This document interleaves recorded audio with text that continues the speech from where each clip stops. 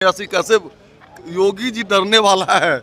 देश का सबसे उगता हुआ सितारा है और जोगी जी डर जाएगा मुकेश सहनी जी से तो दुनिया पर हो जाएगी।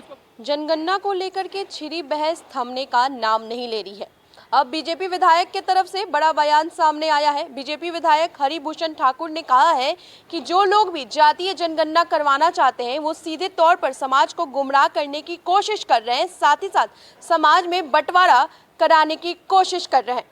गौरतलब हो कि पिछले दिनों की ये बात है जब मुख्यमंत्री नीतीश कुमार के तरफ से खुद ये बातें कही गई कि केंद्र सरकार ने जो फैसला सुनाया है कि इस बार जातीय आधार पर जनगणना नहीं होगी, उस पर केंद्र सरकार को पुनः विचार करना चाहिए। जिसके बाद कयासों का बाजार गर्म हो गया। कहा जाने लगा कि क्या एनडीए में जल्दी टूट होने वाली है, क्या नीतीश कुमार की सरकार आने वाले 5 वर्षों तक बिहार में नहीं चलने वाली है।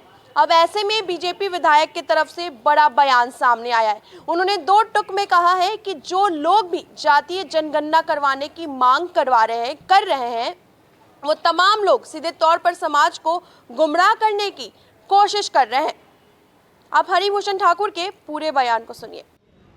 कहीं कुछ नहीं होने वाला है, सरकार 5 साल चलेगी नहीं तो। सोशल मीडिया पे डर की बात कर रहे हैं कि योगी सरकार डर गई, वो लगातार डर का सब प्रयोग कर रहे हैं। जनगणना जैसे हो रहा है वैसे होना चाहिए।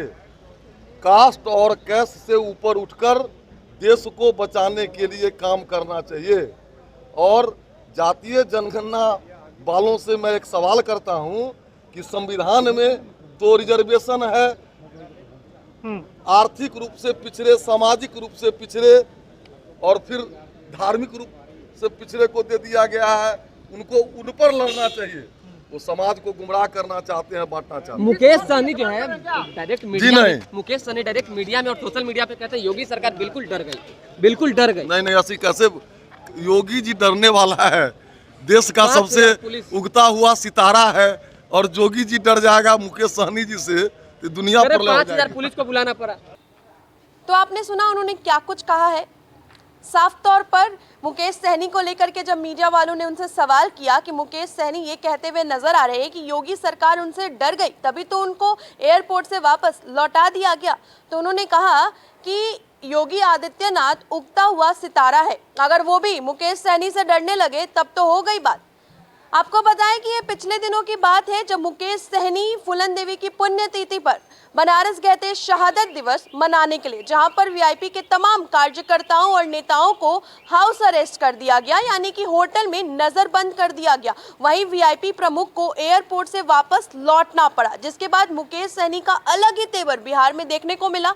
बीते दिनों एनडीए विधानमंडल दल की बैठक हुई। उस विधानमंडल दल का बैठक में मुकेश सहनी ने उस बैठक को पूरे तरीके से बॉयकॉट किया, और लेकिन अब ऐसे में उनके तेवर जो है आज से थोड़े नरम पड़ गए हैं, क्योंकि जिस तरीके से वीआईपी प्रमुख के पर कई तरीके के सवाल उठाए गए, उनके ही पार्टी के नेताओं ने उन पर सवाल उठाए, उसके बाद उनके तेवर थोड़े बदले से नजर आ रहे हैं। उनके तरफ से बड़ा बयान सामने आया। उन्होंने कहा है कि बीजेपी से मैं बिल्कुल भी नाराज नहीं हूं, एनडीए में सब कुछ ठीक चल रहा है। हालांकि कुछ मसलों पर एनडीए के राजनीतिक दलों से मुझे बात करनी है, बातचीत करने के बाद सब कुछ ठीक हो जाएगा।